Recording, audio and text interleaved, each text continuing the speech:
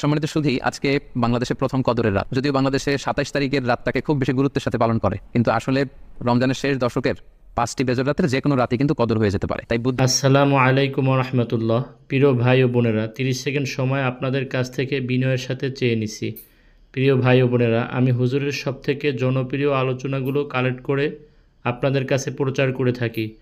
Please, যারা হুজুরকে আল্লাহর জন্য মোহাব্বত করেন, ভালোবাসেন, অবশ্যই লাইক, কমেন্ট, সাবস্ক্রাইব করে। ইমান মুমিনের কাজ হচ্ছে 5টি বেজর রাতের প্রতিটি রাতেই সমানভাবে সমান গুরুত্বের সাথে ইবাদত করে যাওয়া, তাহলে কিন্তু কদর আর মিস হবে না।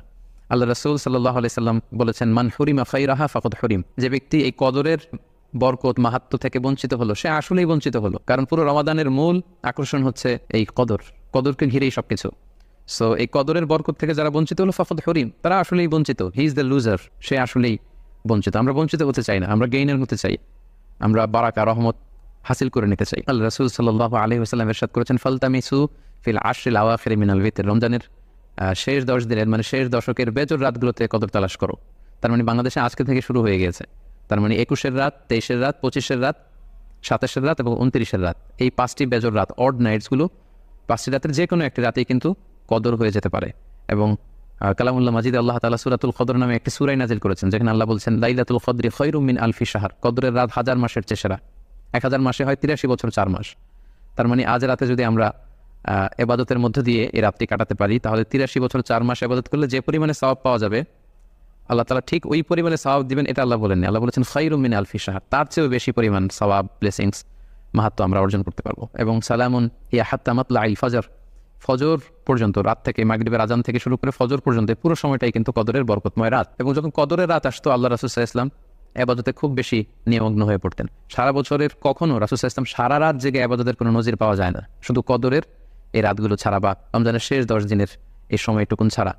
হাদিস শরীফে এসেছে, ইযা জা আল আশরা আহিয়াল লাইলা ওয়া আইকাযা আহলা ওয়া জাদ্দা ওয়া শাদ্দাল মিসার। রমজানের শেষ দশক যখন আসতো, আল্লাহ রাসূল সাল্লাল্লাহু আলাইহি ওয়াসাল্লাম সারা রাত জেগে ইবাদত করতেন, সারা রাত দাঁড়িয়ে দাঁড়িয়ে তিনি ইবাদত করতেন। ওনার ফ্যামিলি মেম্বার্সের মধ্যে থেকে কেউ ঘুমিয়ে থাকলে তাদেরকে উঠিয়ে দিতেন এবং তিনি কোমরে গামছা বেঁধে ইবাদতে লেগে পড়তেন। এখানে রূপ করতে কোমরে গামছা বেঁধে বোঝানো হচ্ছে, মানে ইবাদত করার জন্য তিনি এতই উদ্গ্রীব হয়ে পড়তেন, কখনো বছরের কোনো সময়ে এতটা উদ্গ্রীবতা রাসূল সাল্লাল্লাহু আলাইহি ওয়াসাল্লামের মধ্যে দেখা যেত না। এবং আল্লাহর হাবিব সাল্লাল্লাহু আলাইহি ওয়াসাল্লাম ইরশাদ করেছেন, মান কামা লাইলাতাল কদরি ঈমানা ওয়া ইহতিসাবা গুফিরা লাহু মা তাকাদ্দামা মিন যামবি। যে ব্যক্তি এই কদরের রাতে কিয়ামুল লাইল করবে, আল্লাহ তাআলা তার পূর্বের সব গুনাহ মাফ করে দেবে। তাই কদরের রাতে আপনারা বেশি বেশি কিয়াম করুন, দীর্ঘ সময় দাঁড়িয়ে নফল নামাজ পড়ুন, লম্বা সময় দাঁড়িয়ে থাকুন, লম্বা রুকু করুন, লম্বা সিজদা করুন। কারণ বান্দা যখন সিজদায় লুটিয়ে পড়ে, তখন সে আল্লাহর সবচাইতে কাছে চলে যায়। আল্লাহর হাবিব সাল্লাল্লাহু আলাইহি ওয়াসাল্লাম বলেছেন, আকরাবু মা ইয়াকুনুল আবদু মির রাব্বিহি ওয়া হুয়া সাজিদুন ফাআকসিরু ফীহি দুআ। বান্দা যখন সিজদায় লুটিয়ে পড়ে, তখন সে বান্দা আল্লাহ তাআলার সবচাইতে কাছাকাছি চলে যায়, খুব ক্লোজেস্ট হয়ে যায়। এজন্য সে সময় তোমরা বেশি বেশি দোয়া করো। তাই লম্বা কিয়াম করুন, কোরআন তেলাওয়াত করুন এবং সিজদায় পড়ে আল্লাহর কাছে দোয়া করুন। আমাদের আয়েশা রাদিয়াল্লাহু তাআলা আনহাকে বিষ্ণু সাল্লাল্লাহু আলাইহি ওয়াসাল্লাম একটা দোয়া শিখিয়েছিলেন এবং বলেছিলেন, আয়েশা, কদরের রাত যদি তুমি পাও, তুমি এই দোয়াটা বেশি বেশি পড়বে। দোয়াটি হচ্ছে, আল্লাহুম্মা ইন্নাকা আফুন তুহিব্বুল আফওয়া ফাআফু আন্নি। এর মানে হচ্ছে, হে আল্লাহ, আপনি ক্ষমাশীল, নিশ্চয়ই আপনি ক্ষমাশীল, আপনি ক্ষমা করাকে আল্লাহ খুব পছন্দ করেন, আল্লাহ এই বরকতের রাতে আপনি আমাকে ক্ষমা করে দেন। তাই এই দোয়াটি যেন আমরা খুব বেশি বেশি করি। আল্লাহ রাসূল সাল্লাল্লাহু আলাইহি ওয়াসাল্লাম রমাদানের এই শেষ দশকে ইতিকাফ করতেন। প্রতি বছর তিনি ইতিকাফ করেছেন রমজানের শেষ 10 দিন, এবং যে বছর তিনি ইন্তেকাল করবেন সে বছর তিনি 20 দিন ইতিকাফ করেছিলেন। এবং আল্লাহ রাসূল সাল্লাল্লাহু আলাইহি ওয়াসাল্লামের ইন্তেকালের পরে আম্মা জান যারা বেঁচে ছিলেন, ওনারাও মসজিদে নববীতে ওনারা কিন্তু ইতিকাফ করেছেন। সম্মানিত সুধী, যেহেতু বাংলাদেশে আজকে প্রথম কদরের রাত, এজন্য কদরের বারাকা এবং মাহাত্ম্য নিয়ে আমি সামান্য কিছু রিমাইন্ডার আপনাদের সাথে শেয়ার করলাম। আপনারা ইবাদতের মধ্য দিয়ে, কোরআন তেলাওয়াতের মধ্য দিয়ে, কিয়ামুল লাইলের মধ্য দিয়ে, আল্লাহর সাথে সম্পর্ক বৃদ্ধির মধ্য দিয়ে এই রাতটি পালন করুন। আসুন আমরা এই কদরের রাতগুলোতে কায়মনোবাক্যে আল্লাহর কাছে দোয়া করে আল্লাহ তাআলা যেন বিপদ থেকে আমাদেরকে মুক্ত করেন। আমি আপনাদের জন্য, সকলের জন্য আন্তরিকভাবে দোয়া করি এবং আপনাদের সকলের কাছে এই কদরের রাতে আন্তরিক দোয়া চাচ্ছি। আল্লাহ তাআলা আপনাদের সবাইকে ভালো রাখুক, সুস্থ রাখুক, ঈমানে রাখুক। হচ্ছে শেষ রাতে তাহাজ্জুদের সালাত আদায় করা। বছরের অন্য সময়গুলোতে রাত 4টার দিকে উঠে আসলে অনেকের পক্ষেই তাহাজ্জুদের সালাত আদায় করা সম্ভব হয়ে ওঠে না। যেহেতু রমাদানুল মুবারকে সাহারি খাওয়ার জন্য আমাদেরকে উঠতেই হচ্ছে, সাহারি খাওয়ার পরে আপনি ওযু করে আপনার সুবিধা মতো 2 রাকাত 4 রাকাত তাহাজ্জুদের সালাত আপনি আদায় করুন। তাহাজ্জুদের সালাতে সিজদায় পড়ে আপনি আল্লাহ তাআলার কাছে আপনার মনের আকুতি আপনি তুলে ধরুন। এই মুহূর্তটাতে, তাহাজ্জুদের এই সময়টাতে আল্লাহ তাআলা প্রথম আকাশে মনোনিবেশ করে তিনি ডাকতে থাকেন, কার কি লাগবে, কার খাবারের দরকার, আমার কাছে চাও, আমি খাবারের ব্যবস্থা করে দেবো। কার রিজিকের দরকার, রিজিকের ব্যবস্থা করে দেবো। কার সফলতা দরকার, আমি আল্লাহ তো সফলতা দেওয়ার মালিক, আমি সফলতার ব্যবস্থা করে দেবো। যে মুহূর্তটুকুতে বা যে সময়ে আল্লাহ তাআলা আমাদেরকে দেওয়ার জন্য তিনি আমাদেরকে ডাকছেন, আমাদেরকে দেওয়ার জন্য তিনি বসে আছেন, প্রস্তুত, আহ্বান করছেন, কিন্তু আমরা সেই আহ্বানে সাড়া দিচ্ছি না। তাই রমাদানুল মুবারকে তাহাজ্জুদের সালাতের অভ্যাস করার একটা সুবর্ণ সুযোগ কিন্তু আমাদের আসছে। যেহেতু সাহরি খেতে আমরা উঠবই, উঠে আমরা তাহাজ্জুদের সালাত আদায় করেন। এবং সর্বশেষ পয়েন্ট হচ্ছে, রমাদানুল মুবারকের মূল আকর্ষণ হচ্ছে রমাদানুল মুবারকের শেষ দশকে, অর্থাৎ রমাদানের কদরের রাতগুলো হচ্ছে লাস্ট 10 days অফ রমাদানে। আল্লাহ রাসূল সাল্লাল্লাহু আলাইহি ওয়াসাল্লাম ইরশাদ করেছেন, ফালতামিসু ফিল আশরিল আওয়াখিরি মিনাল বিতর।